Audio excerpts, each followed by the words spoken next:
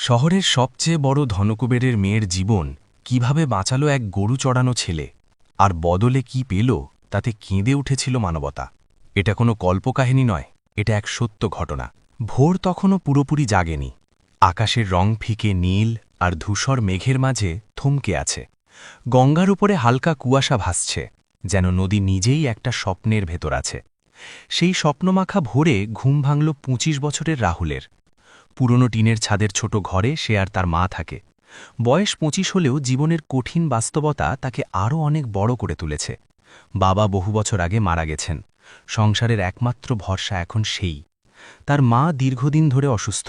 দীর্ঘ কাশিতে বুক কেঁপে ওঠে, শরীর ভেঙে গেছে, কিন্তু চোখে এখনও ছেলের জন্য অগাধ ভরসা। রাহুল ধীরে উঠে বসে মায়ের দিকে তাকাল। তার মনে হল, পৃথিবীতে যদি তার কোনো সত্যিকারের কারণ থাকে বেঁচে থাকার, তবে সেটা এই মানুষটা। সে চুপচাপ পানি গরম করল, মায়ের ওষুধ এগিয়ে দিল, তারপর নিজের পুরনো শার্টটা গায়ে চাপাল। আয়নায় নিজের মুখের দিকে তাকিয়ে একটু থামল। চোখের নিচে ক্লান্তির ছাপ, তবু ভেতরে একটা অদম্য জেদ আছে। সে জানে আজ কাজ না করলে রাতের খাবার জুটবে না, আর অসুস্থ মায়ের মুখের দিকে তাকিয়ে সে কোনো দিন হার মানতে পারে না। ঘর থেকে বেরিয়ে সে যখন ঘাটের দিকে হাঁটছিল, তখন শহর ধীরে ধীরে জেগে উঠছে। চায়ের দোকান থেকে ধোঁয়া উঠছে, মন্দিরে ঘণ্টা বাজছে, ভোরের আরতির সুর বাতাসে ভাসছে। গঙ্গার সিঁড়িতে বসে থাকা সাধুরা প্রার্থনায় মগ্ন। রাহুল প্রতিদিনের মতো সিঁড়ির এক কোণে দাঁড়িয়ে কিছুক্ষণ নদীর দিকে তাকিয়ে রইল। এই নদী তার অনেক কথা জানে, তার অপ্রকাশিত স্বপ্ন, অপূর্ণ পড়াশোনা, আর একদিন ভালো একটা জীবন পাওয়ার আকাঙ্ক্ষা। সে নৌকা পরিষ্কার করার কাজ শুরু করল। কখনো পর্যটকদের সাহায্য করা, কখনো দড়ি টেনে বাঁধা, কখনো সিঁড়ি ধোয়া, সব কাজেই সে নিঃশব্দে মন দেয়। সে কাজ করতে করতে দেখল আজ ঘাটে অস্বাভাবিক ভিড়। কয়েকটা দামি গাড়ি এসে থেমেছে। নিরাপত্তারক্ষীরা চারপাশে ঘিরে দাঁড়িয়ে আছে। লোকজন ফিসফিস করছে। শহরের প্রভাবশালী শিল্পপতি মেহতা পরিবারের মেয়ে আজ গঙ্গা দর্শনে এসেছে। তার নাম অনন্যা মেহতা, বয়স ২২, উচ্চশিক্ষিতা, আধুনিক, কিন্তু ভেতরে ভীষণ সংবেদনশীল এক মেয়ে। বড়লোকের মেয়ে হলেও সে মাঝে মাঝে এই ঘাটে আসে, ভিড়ের মাঝে দাঁড়িয়ে নদীর দিকে তাকিয়ে থাকে। তার জীবনে প্রাচুর্য আছে, কিন্তু শান্তি সবসময় থাকে না। আজও সে সিঁড়ির ধারে দাঁড়িয়ে নদীর স্রোত দেখছিল, চোখে চিন্তার ছাপ। রাহুল এক ঝলক তাকিয়ে আবার নিজের কাজে মন দিল। তাদের পৃথিবী আলাদা, সে সেটা ভালোভাবেই জানে। বড়লোকদের জীবন আর তার জীবনের দূরত্ব আকাশ পাতাল। সে এসব ভেবে সময় নষ্ট করতে চায় না। হঠাৎ একটা হইচই শুরু হলো। ভিড়ের মধ্যে ঠেলাঠেলি, কেউ চিৎকার করল, সাবধান! রাহুল ঘাড় ঘুরিয়ে দেখল অনন্যা সিঁড়ির একেবারে ধারে দাঁড়িয়েছিল, আর ভিড়ের ধাক্কায় তার পা পিছলে গেছে। মুহূর্তের মধ্যে সে ভারসাম্য হারাল।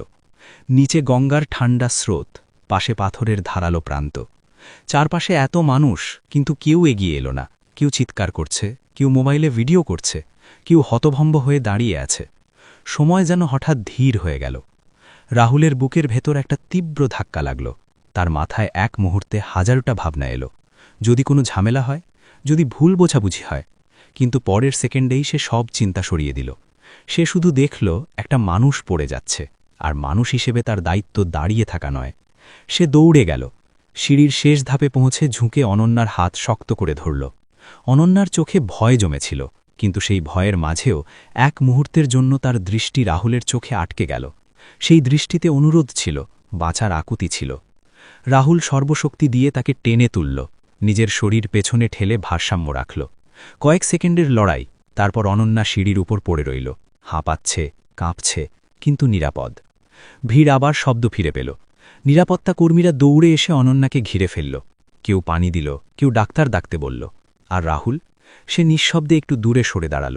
তার হাত কাঁপছে, বুক ধুকপুক করছে, কিন্তু ভেতরে অদ্ভুত এক শান্তি। অনন্যা ধীরে চোখ তুলে তাকাল।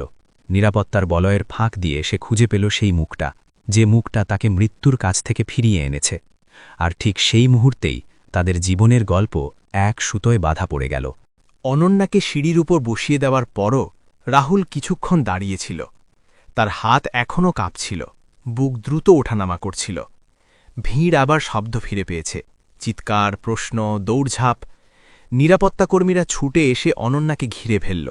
কেউ পানি দিল, কেউ ডাক্তারের কথা বলল। কিন্তু অনন্যার দৃষ্টি শুধু একজনকে খুঁজছিল, একটু দূরে দাঁড়িয়ে থাকা ধুলো মাখা জামা পরা ২৫ বছরের সেই ছেলেটাকে, যে 1 সেকেন্ড দেরি করলে হয়তো আজকের সকালটা অন্যরকম হতো। অনন্যা ইশারা করতেই নিরাপত্তাকর্মীরা রাহুলকে সামনে আসতে দিল। রাহুল এগিয়ে এলো, কিন্তু তার ভেতরে অদ্ভুত এক সংকোচ। সে জানে তাদের দুজনের পৃথিবী আলাদা। সে শুধু নিজের জায়গায় দাঁড়িয়ে থাকতে চায়। অনন্যা ধীরে বলল, আপনি না থাকলে আজ আমি। বাকিটা শেষ করতে পারল না। তার চোখে কৃতজ্ঞতার সঙ্গে একরাশ বিস্ময়ও ছিল। কেউ তাকে এভাবে নিঃস্বার্থভাবে সাহায্য করেছে, কোনো হিসেব ছাড়া। রাহুল শান্ত গলায় বলল, সামনে ছিলাম তাই করেছি, সাবধানে থাকবেন। কথাগুলো এত সহজ, এত স্বাভাবিক, যেন সে কোনো বড় কাজ করেনি। কিন্তু অনন্যার কাছে এই সাধারণ কথাগুলোই অসাধারণ মনে হল। সে প্রথমবার বুঝল, সাহস অনেক সময় নীরব হয়। অনন্যা নিজের ব্যাগ থেকে একটি কার্ড বের করে তার দিকে বাড়িয়ে দিল। সেখানে তার বাড়ির ঠিকানা, অফিসের নম্বর। কোনো প্রয়োজন হলে আসবেন, সে বলল। এই কথার ভেতরে শুধু কৃতজ্ঞতা ছিল না, ছিল এক ধরনের সংযোগ রাখার ইচ্ছা। রাহুল কার্ডটা নিল, কয়েক সেকেন্ড তাকিয়ে রইল। তার মনে হল এই ছোট কাগজটা যেন দুই ভিন্ন আকাশের মাঝখানে ঝুলে থাকা এক সরু সেতু। সে জানে না সে কখনো এই সেতুতে পা রাখবে কিনা। তবুও সে কার্ডটা পকেটে রাখল। সেদিন কাজের ফাঁকে ফাঁকে তার মন বারবার সিঁড়ির সেই মুহূর্তে ফিরে যাচ্ছিল। অনন্যার চোখের ভয়, তারপর ভরসা। সে নিজেকে বোঝাতে চাইছিল এটা শুধু একটা ঘটনা, কিন্তু হৃদয় যুক্তির কথা শোনে না। সে বুঝতে পারছিল কিছু একটা বদলে গেছে। এদিকে অনন্যাও অস্থির। বাড়ির বড় বারান্দায় দাঁড়িয়ে সে নদীর দিকে তাকিয়ে রইল অনেকক্ষণ। তার জীবনে অর্থ, আরাম, নিরাপত্তা সব আছে, কিন্তু সেই ভিড়ের মধ্যে 1 সেকেন্ডের অসহায়ত্ব তাকে নাড়িয়ে দিয়েছে। আর সেই মুহূর্তে যে হাত তাকে টেনে তুলেছে, সে হাতের দৃঢ়তা তাকে অদ্ভুতভাবে স্পর্শ করেছে। সে ভাবল, কেন ছেলেটার চোখে কোনো ভয় ছিল না? কেন সে বিনিময়ে কিছুই চাইল না? 2 দিন কেটে গেল। বিকেলের আলো গঙ্গার জলে পড়ে ঝিকমিক করছে। রাহুল সিঁড়ি ধুচ্ছিল। হঠাৎ একটা গাড়ি এসে থামল। লোকজন কৌতূহলী চোখে তাকাল। গাড়ি থেকে নামল অনন্যা। আজ তার সঙ্গে বড় কোনো নিরাপত্তা বলয় নেই। সে সাধারণ পোশাকে এসেছে। ধীরে ধীরে সিঁড়ি বেয়ে নেমে এলো। রাহুল অবাক হল। সে ভাবেনি অনন্যা আবার আসবে। অনন্যা কাছে এসে বলল, আমি ভেবেছিলাম হয়তো আর দেখা হবে না, কিন্তু মনে হচ্ছিল কথা বলা দরকার। তার কণ্ঠে দ্বিধা ছিল, আবার আন্তরিকতাও ছিল। রাহুল কিছুক্ষণ চুপ করে থাকল। সে বুঝতে পারছে না এই পরিস্থিতিতে কি বলা উচিত। আপনি প্রতিদিন এত কষ্ট করে কাজ করেন? অনন্যা জিজ্ঞেস করল। রাহুল হালকা হেসে বলল, কষ্ট না করলে জীবন চলে না। কথাটা বলার সময় তার চোখে কোনো অভিযোগ ছিল না, ছিল শুধু বাস্তবতা। দুজন পাশাপাশি দাঁড়িয়ে রইল। গঙ্গার ঢেউ সিঁড়িতে আছড়ে পড়ছে। দূরে আরতির সুর ভেসে আসছে। সূর্য ধীরে ডুবছে। সেই আলোয় দুজনের ছায়া পাশাপাশি পড়ে আছে, কিন্তু তাদের জীবনের পথ কি পাশাপাশি চলবে? অনন্যা বলল, আমি মাঝে মাঝে এখানে আসতে চাই, শুধু নদীর জন্য না, কথা বলার জন্য। রাহুল সরাসরি তার দিকে তাকাল। তার মনে ভয় কাজ করছিল। এই সম্পর্কের কোনো মানে হয়? সমাজ কি মেনে নেবে? তার নিজের অবস্থান কোথায়? কিন্তু সেই ভয়কে আড়াল করে সে শুধু বলল, আপনি চাইলে আসতে পারেন। এই কথার ভেতরে অনুমতি ছিল, আবার দূরত্বও ছিল। কিন্তু সেই দিন থেকেই তাদের মাঝখানে অদৃশ্যভাবে এক সুতো বাধা পড়ে গেল। হয়তো এটা বন্ধুত্ব, হয়তো কৃতজ্ঞতার টান, হয়তো আরও গভীর কিছু। তারা কেউই এখনও নাম দিতে পারছে না, কিন্তু গল্প এগোচ্ছে। আর সামনে যে ঝড় অপেক্ষা করছে, তার আভাস দুজনের কেউই এখনও পুরোপুরি বুঝতে পারছে না। সেদিনের পর থেকে অনন্যা মাঝে মধ্যে ঘাটে আসতে শুরু করল। প্রথম দিকে সে দূরত্ব বজায় রাখত, কয়েক মিনিট কথা বলত, নদীর দিকে তাকিয়ে থাকত, তারপর ফিরে যেত।